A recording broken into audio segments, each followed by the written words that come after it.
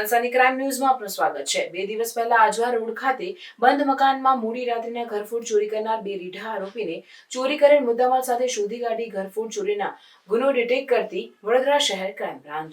Crime બ્રાન્ચના police inspector R G Jadeja તેમજ police inspector HD તુવર અને પોલીસ ઇન્સ્પેક્ટર એનજી જાડેજા નાઓની દોરવણી હેઠળ ટીમના માણસો સાથે મિલકત સંબંધી ઘરફોડ ચોરીના ગુનાઓ કરતા ઇસમોની શોધખોળમાં શહેર વિસ્તારમાં પેટ્રોલિંગમાં નીકળેલ। પેટ્રોલિંગ દરમિયાન ટીમને મળેલ માહિતી આધારે Ajwa road Sayaji park bus stand પાસે ખાતરી કરતા આજવા રોડ એકતાનગર ઝુંપડપટ્ટી વડોદરા તથા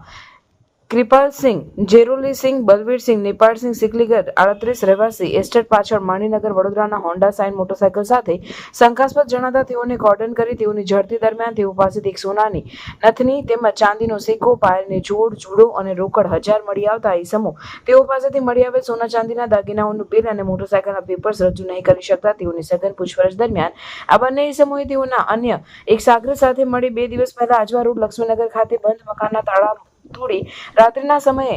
તોડી ઘરફોડ ચોરીના ગુના કરેલા